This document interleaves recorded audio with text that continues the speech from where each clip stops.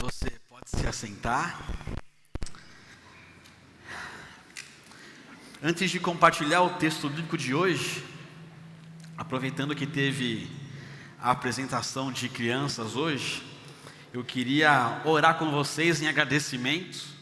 Há 10 anos atrás, tinha um menininho crescendo na nossa igreja, com um nome muito bonito, por sinal, chamado Bruno, e teve que fazer uma cirurgia no coração, e a nossa igreja orou por ele, batalhou em oração por ele. A cirurgia foi um sucesso. O Bruno está hoje perfeito, são, participando da nossa igreja, e nós vamos orar agradecendo por isso. Vamos orar? Baixe sua cabeça, feche o seu olho. Deus, muito obrigado. Obrigado que a gente pode confiar no Senhor e descansar no Senhor, Deus. Obrigado porque o Senhor é o médico dos médicos. E obrigado porque o Senhor ouviu a nossa oração em favor do Bruno, Deus. Obrigado porque ele cresceu com saúde, cresceu te conhecendo também, Deus. E obrigado porque hoje a gente pode celebrar a vida dele, com ele aqui presente no nosso meio, Deus. Muito obrigado. Como essa música diz, o Senhor é um Deus de milagres, Deus. O Senhor operou um milagre ali, nós queremos te louvar e te agradecer por isso. Em nome de Jesus, amém. Espera aí, cadê o computador? Sumiu. Pegadinha com o pastor que nunca pega aqui. Vocês sumiram mesmo com o computador? Ah, tá aí atrás, então tá bom. Então, enquanto não chega aqui o computador, acho que eles querem ver se eu realmente estudei a pregação de hoje, né?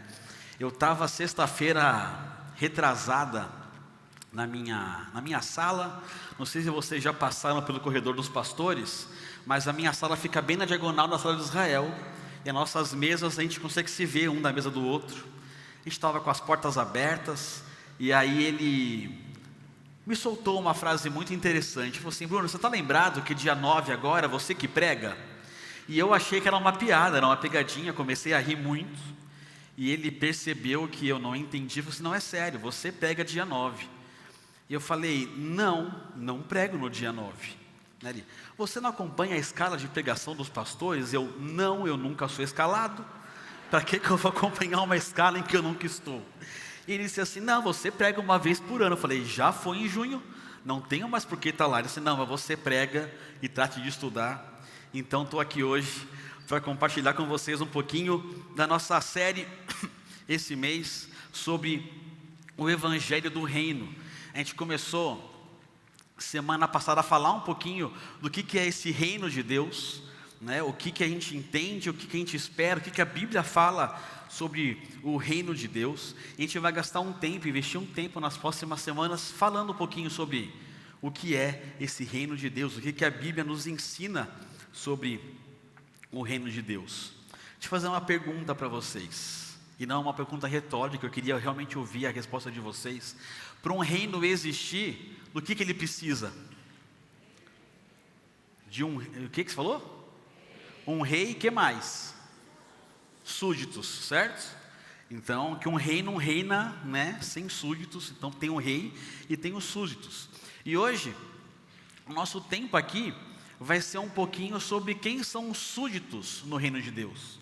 Quem pode fazer parte desse reino, quem pode entrar nesse reino, quem pode realmente ter a carteirinha de faço parte do reino de Deus.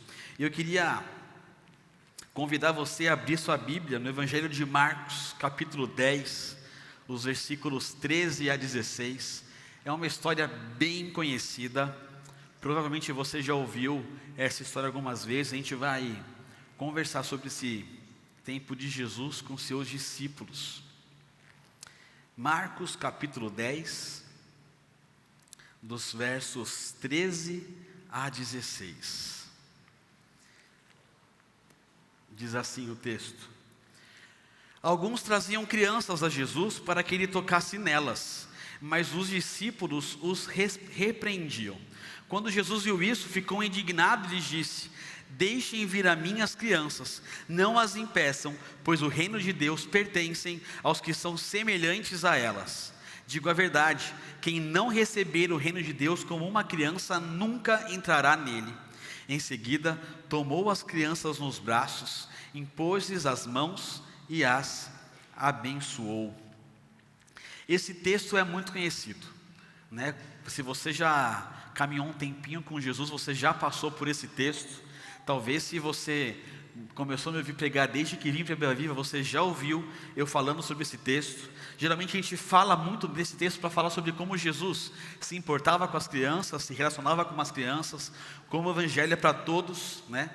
Mas antes de eu falar um pouquinho com vocês sobre o que o texto está falando, acho que é muito importante a gente falar sobre algumas coisas que o texto não está falando. Porque a gente ouve esse texto e às vezes a gente coloca nele ideias que estão passeando por aí ao longo da nossa vida, e o texto não disse isso, né? Então, antes de falar sobre o que o texto disse, vamos conversar um pouquinho sobre o que o texto não está falando. E aí depois que a gente passar sobre isso, a gente fala sobre o que o texto está falando. O texto em nenhum momento está falando que crianças nascem salvas. Ele não está falando que a criança, por ser criança, ela já tem o carimbo da salvação garantido.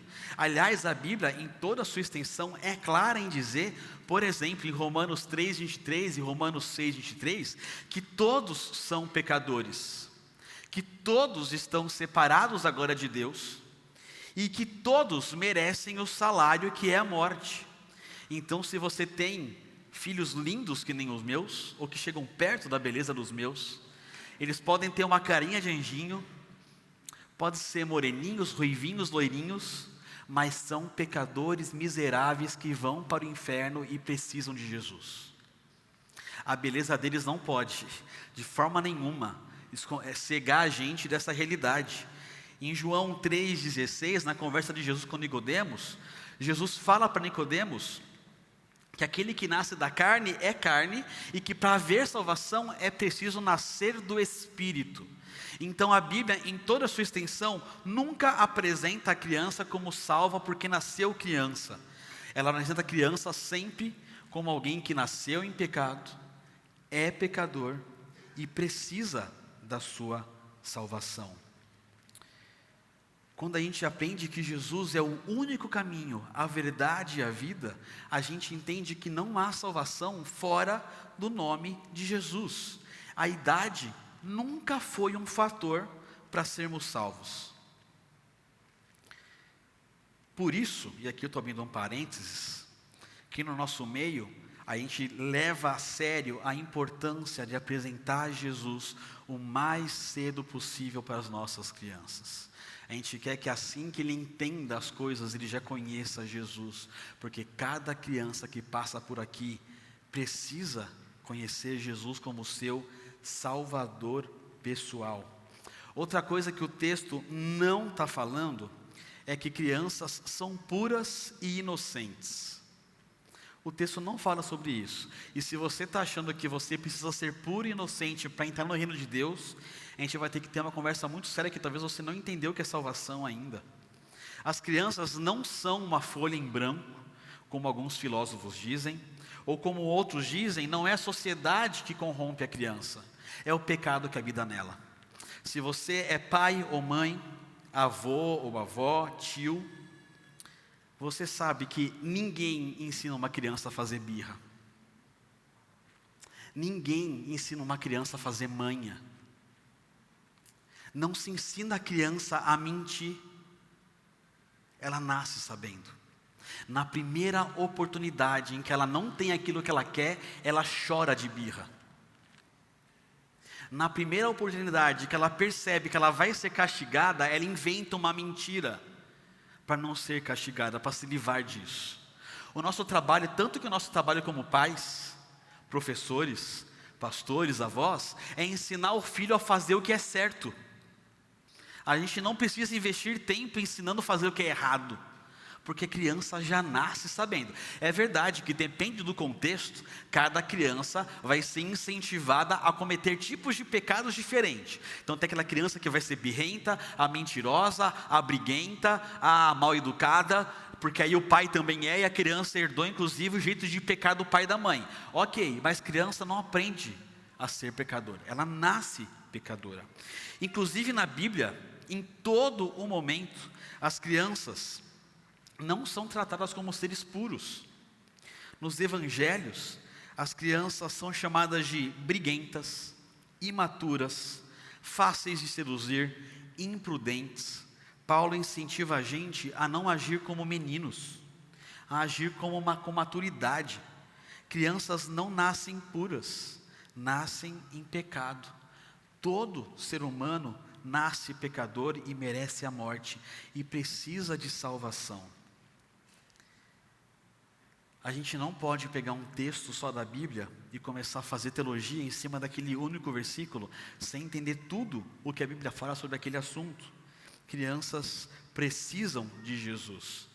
O texto também não está falando que a gente deve ser infantilizado, agir como crianças bestas, sem noção.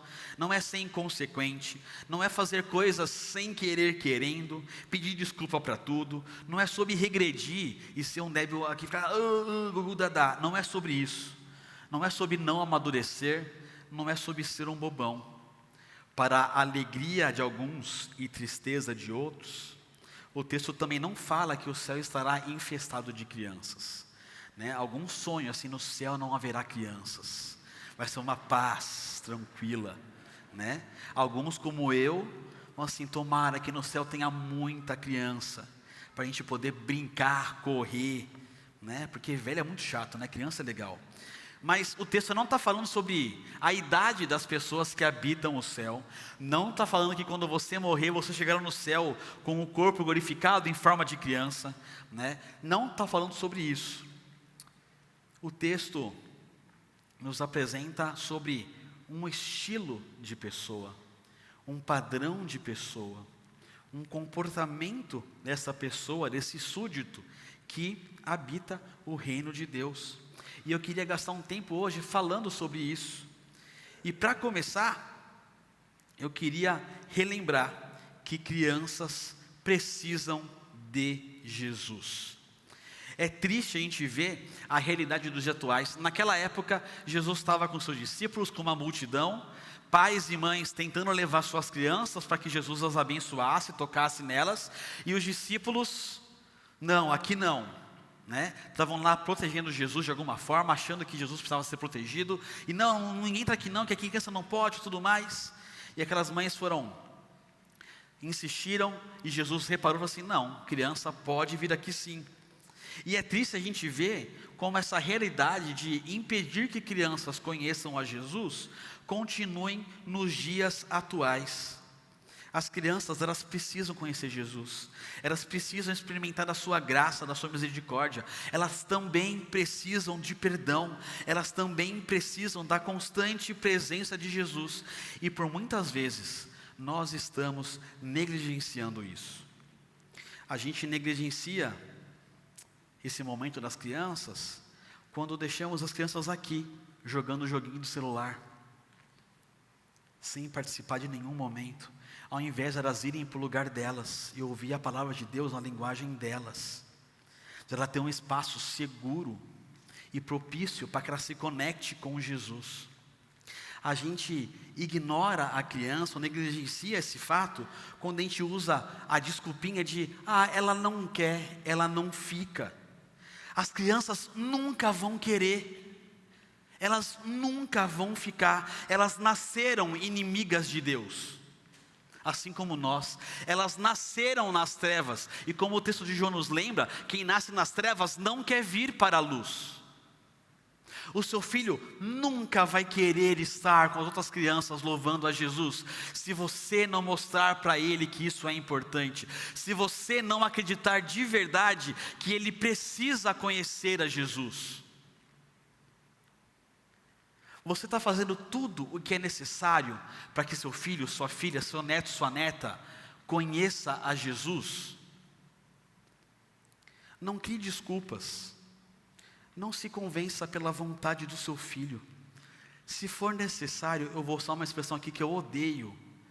Perca o seu culto. Sente lá com seu filho. Entre com seu filho e participe do culto dele, com ele, até que ele se sinta seguro o suficiente para te mandar embora. E fala assim: papai, me deixa aqui que aqui é meu espaço, vai para o seu.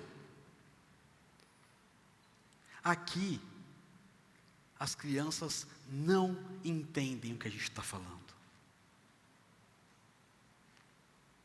Lá sim. Ah, Bruno, mas é um bebê. O quanto mais cedo ele estiver familiarizado com os nossos ambientes, com a nossa rotina, com as coisas que a gente está fazendo aqui, menos trabalho você vai ter. A gente negligencia as crianças quando a gente não revê a rotina nossa e a das crianças. A gente procura o horário mais confortável para nós. Só que você chega aqui, você quer ter uma cadeira para você sentar. Você quer dar um espaço confortável para você estar. Você quer dar um som agradável para você. Você chega aqui, você procura o lugar seu preferido. E às vezes fica emburradinho quando alguém já ocupou o seu lugar. Você fica bravo quando está lotado a igreja. E não está confortável para você. E aí a gente não liga para levar as crianças lá embaixo e procurar qual horário que tem disponível para ela ir. Para ela ter um lugar para ela sentar. Para ela ter um colo para carregar ela. Para ter uma música agradável para ela, que ela entenda o que ela está cantando. E não só reproduza palavras que ela não entende. Às vezes nem mesmo a gente entende, né? A gente precisa se esforçar para que as crianças conheçam a Jesus. E essa palavra específica é para esse horário, porque às 10h30 os pais ficam brigando para encontrar vaga no GC. E às 6 horas da tarde tem vaga, mas sobrando, equipe sobrando. Às vezes eu vou lá sentar num colo, porque tem voluntário sem bebê no colo, para falar assim: me dá um bebê para carregar, me dá um bebê para carregar, por favor, eu quero cuidar do nenê. A gente está aqui brigando. Se esforce pelo seu filho. Não pense só em você. Não espere sábado à noite ou domingo de manhãzinha para achar a inscrição, uma vaga no seu filho. Não vai ter às 10h30. Nem adianta me mandar mensagem. Não vai ter. Pense. Qual é o melhor horário para que meu filho, minha filha, conheça Jesus? Encontre amigos cristãos, aprenda a palavra de Deus numa linguagem em que ele vai entender, que ele vai se apropriar, onde ele pode louvar Jesus do jeito dele, falar com Jesus do jeito dele e se relacionar pessoalmente com Jesus. A gente precisa investir tempo, investir forças, para que nossas crianças conheçam a Jesus. Para que quando forem adultos, não sejam como vocês que dão muito trabalho para o André, para o Israel e para o Caleb, porque não aprenderam quando deviam ter aprendido. Dito isso, vamos falar sobre os súditos no reino. Desabafei, gente, eu precisava desse momento com vocês. Muito obrigado, estava aqui assim, um tempão. Obrigado por esse tempo. Vamos agora falar sobre quem são os súditos no reino de Deus. E as versões mais antigas da Bíblia, não essa que eu usei aqui, elas geralmente falam porque das criancinhas ou das tais é o reino dos céus. O texto, né, nesse que a gente leu, está falando sobre as pessoas que são semelhantes às crianças. Porque o texto está dizendo que o reino é composto por pessoas que têm uma postura, um comportamento e um coração específico. E hoje eu queria, com esse texto, destacar duas posturas que os súditos de Deus, os súditos do reino, devem ter. Três posturas, que os súditos devem ter para participar desse reino. E enquanto eu vou falando, você vai fazendo a sua autoavaliação. Peraí, eu já dei esses 3 passos para participar do reino? Para entrar no reino, é preciso ser humilde. É preciso de humildade. A gente está acostumado a olhar as crianças com a ótica que a gente tem hoje, com a cosmovisão que a nossa sociedade tem hoje, que a criança é um ser lindo, fofo, amável, que ele é adorável, são os anjinhos, mas naquela época não era assim. As crianças não eram contadas. Constantemente você lê os fatos bíblicos e falavam, naquele lugar tinham 10.000 homens, sem contar mulheres e crianças. Crianças não eram contadas, as crianças não estavam no meio dos adultos, a criança não era relevante, a criança era uma criatura frágil, ignorante, miserável e fraca. O lugar onde Jesus estava não era um lugar onde crianças deveriam estar, e é sobre isso o reino. É sobre a gente ter noção da nossa pequenez. É sobre a gente entender que o reino não é por merecimento. De que você realmente é um miserável, um fraco, um inútil. Que o reino não te pertence por mérito seu. É saber que nós não merecemos coisa alguma. Que nós nem deveríamos por merecimento estar naquele reino. Que se a gente realmente fosse ter o que a gente merece, nós estaríamos mortos no inferno, porque é isso que cada um de nós merece. E desculpa se você veio aqui achando que você ouviu uma coisa, que você merece o céu, salvação. A gente não merece. E o reino de Deus é sobre isso, pessoas que entendem o quão miseráveis são, o quão pecadoras são, o quão fora do lugar merecedor delas elas estão. A gente não habita o reino de Deus porque nós merecemos, nós habitamos o reino de Deus porque Ele nos ama, porque Ele nos perdoou, porque Ele sacrificou o Seu Filho para que nós tivéssemos acesso ao reino. Não é sobre o que eu faço, é sobre o que Ele fez. Nós entramos no reino unicamente, exclusivamente por um convite gracioso do rei, pelo sacrifício do filho do rei. Eu não fiz nada para estar naquele reino. Pessoas que habitam o reino de Deus fazem o caminho inverso do que o mundo nos propõe. Eu não penso que eu sou grande demais, que eu sou poderoso demais, que eu mereço alguma coisa a mais. E vocês já repararam que a maioria dos nossos problemas são justamente porque a gente acha que a gente merece alguma coisa? Eu mereço um casamento melhor, eu mereço um marido melhor, uma esposa melhor, eu mereço um carro melhor, uma casa melhor, eu mereço um emprego melhor. Eu merecia um corpo melhor, eu não gosto do meu corpo por causa disso, fico infeliz por causa do meu corpo por causa disso. Eu merecia um filho melhor, eu merecia ser mais reconhecido, eu mereceria ser bem tratado. Não, você não mereceria. Agradece a Deus pelo corpo que você tem, porque Ele já devia estar chamuscado no inferno já. E pela graça de Deus, você não irá para lá.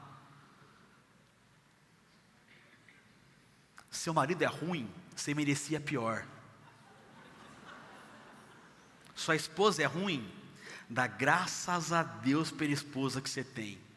Porque se Ele fosse te dar a esposa que você merecia, meu irmão, eu acordo todos os dias, olho para você assim, Deus, não sei o que fiz para merecer, mas graças a Deus pela Tua misericórdia. Brincam lá em casa que eu orei demais e a Sandra não orou. A gente não merece, a gente não merece, a gente se separou de Deus, a gente brigou de Deus, a gente é inimigo de Deus, a gente não merece.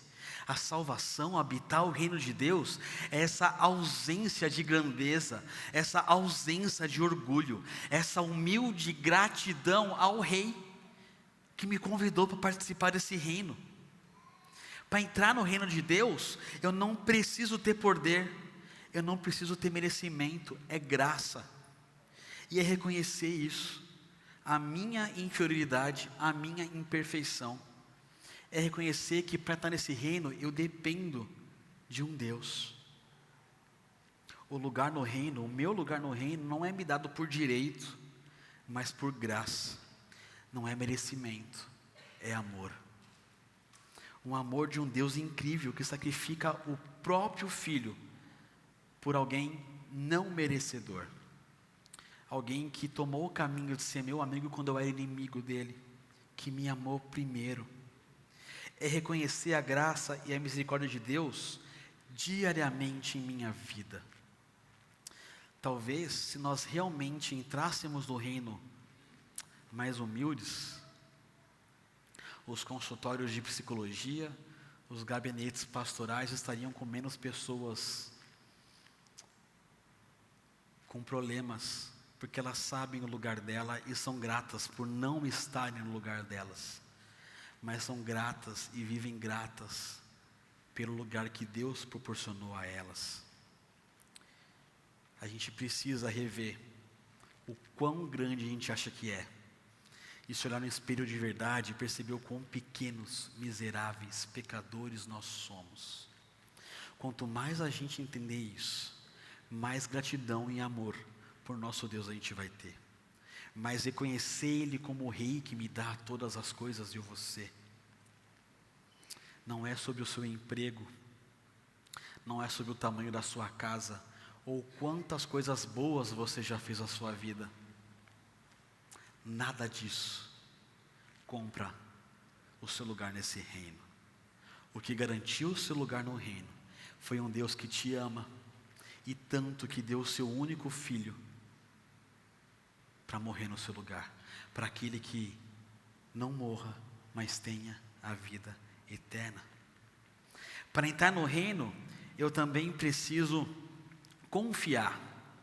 Aquelas mães viram o que Jesus havia feito já. Elas sabiam do que Jesus era capaz. E elas queriam que seus filhos experimentassem aquilo também.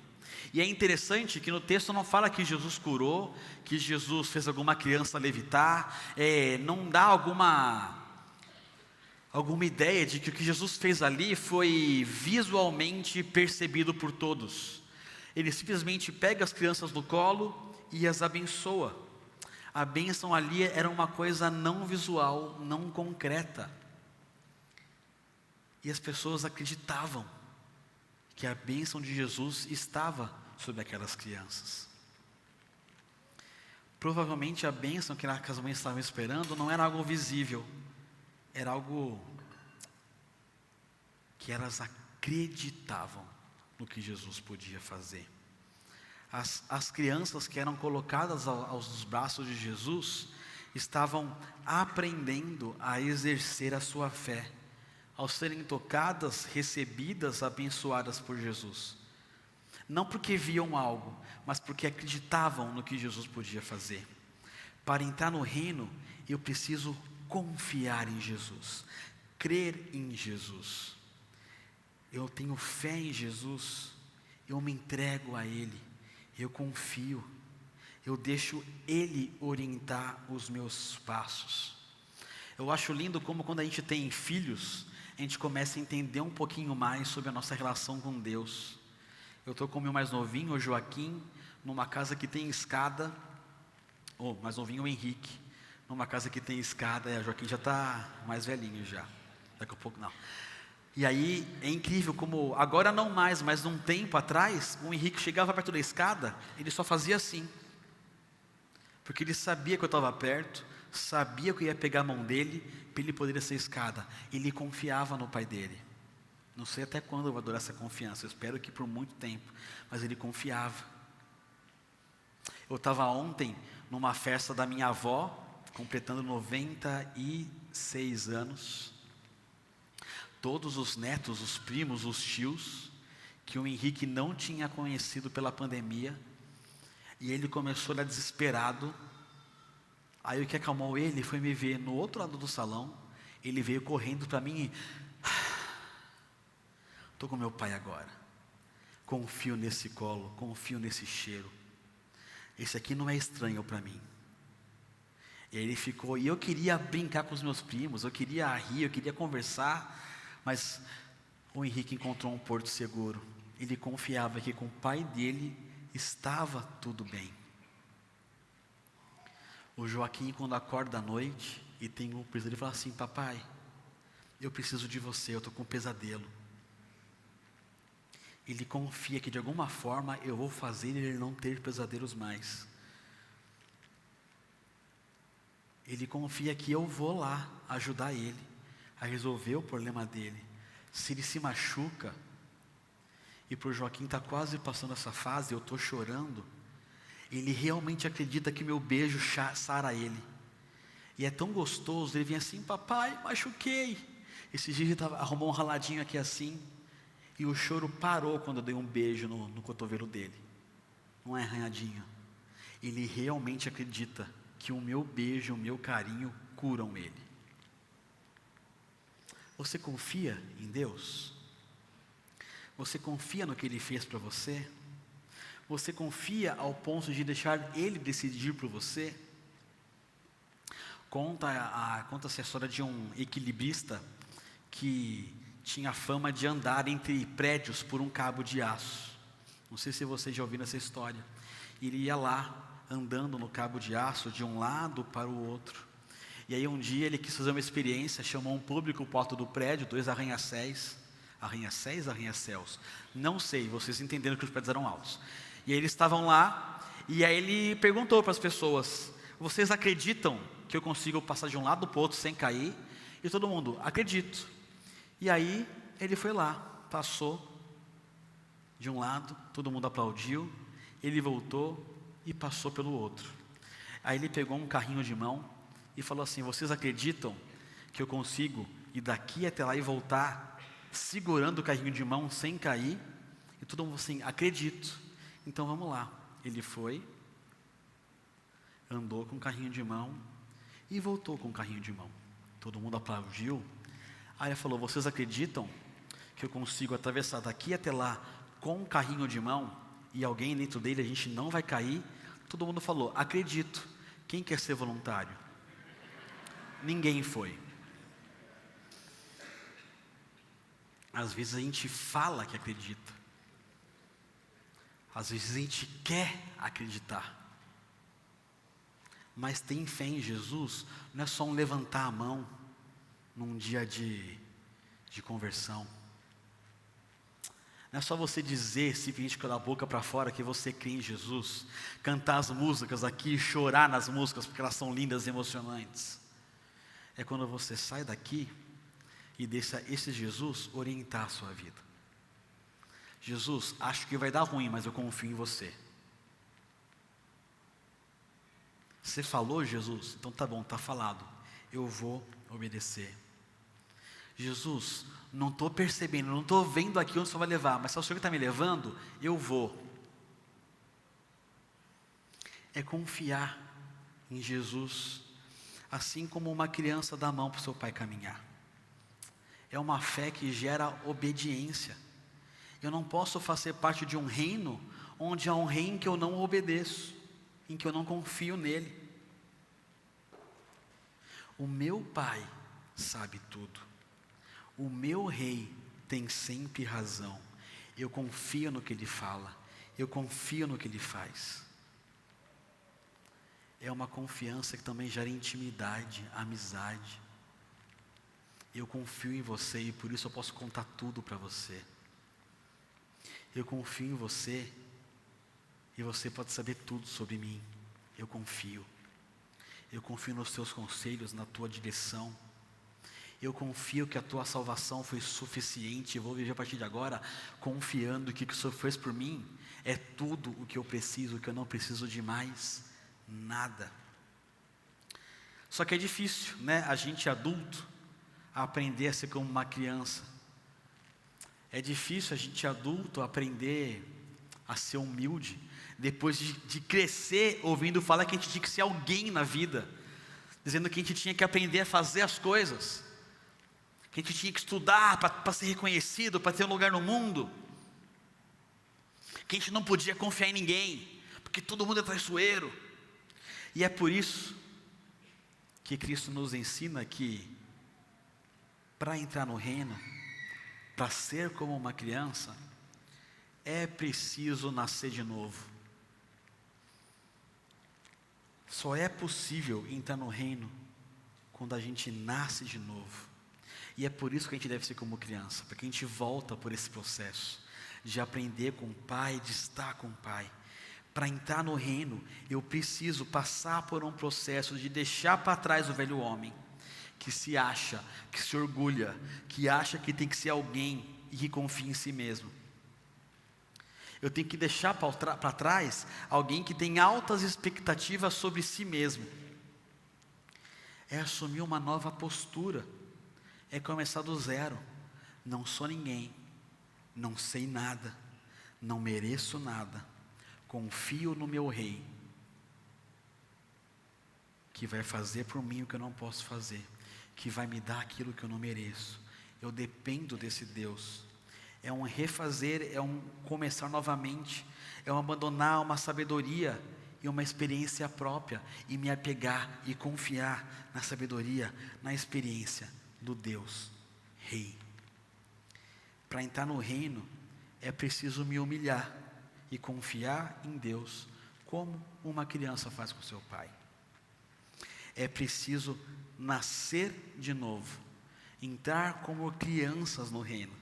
A gente não pode entrar se achamos que sabemos tudo, que conseguimos aquele lugar por merecimento, que eu tenho que fazer alguma coisa para estar lá.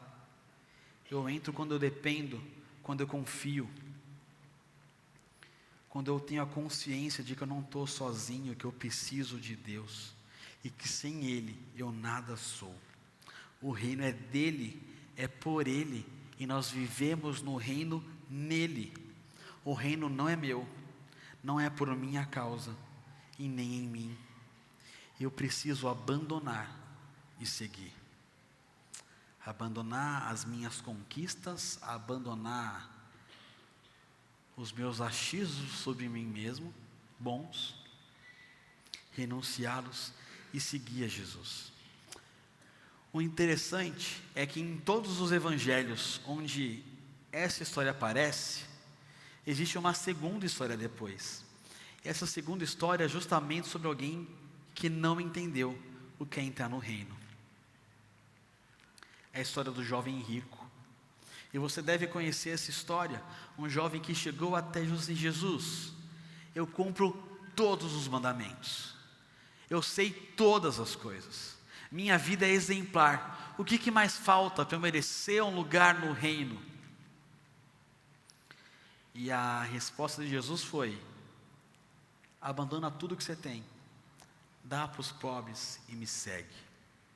E aquele jovem estava tão apegado aos seus bens, à sua cultura, ao seu estilo de vida, que ele não topou entrar no reino. Ele confiava no dinheiro dele, no reino dele.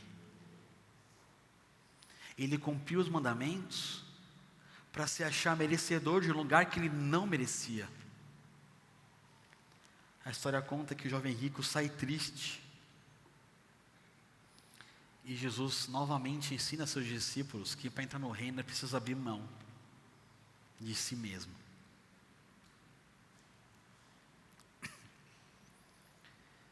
Você nunca vai cumprir requisitos suficientes para entrar no reino. Sem Jesus, você nunca teria esse acesso. O reino de Deus é composto por um tipo específico de súditos, que nada tem a ver com sexo. Deus não se importa se você é homem, se você é mulher. Não tem nada a ver com as suas posses, com o que você tem, com o que você não tem. Não tem a ver com a tua nacionalidade, se você é brasileiro, americano, judeu, português, espanhol, venezuelano, argentino. Não tem a ver com a sua idade, se você tem 4, 5, 6, 90, 91, 92. Tem a ver com uma postura de humildade, de renúncia, de fé e confiança. A pergunta que eu te tenho hoje é: você faz parte desse reino? Você já avaliou se você já deixou tudo? Você ainda se acha merecedor de alguma coisa? Você já passou pela experiência de renunciar a você mesmo? Você de fato confia em Jesus? Você já se permitiu viver sob a ótica do amor e da graça de Jesus? Sem achar que o que você tem é algo no qual você deveria se apegar? O reino de Deus é composto por pessoas que entendem o que é graça e misericórdia, entendem a sua pequenez e confiam no Rei. No Rei que ama, no Rei que abriu um caminho para esse reino, que convida pessoas não merecedoras para viver nesse reino. Quem é você nessa história? A criança ou o jovem rico? Você pertence a esse reino? Ou precisa hoje tomar uma decisão de repensar, de avaliar a sua vida? Eu queria orar com vocês agora. Deus, muito obrigado. Nós somos imensamente gratos por aquilo que o Senhor fez por nós.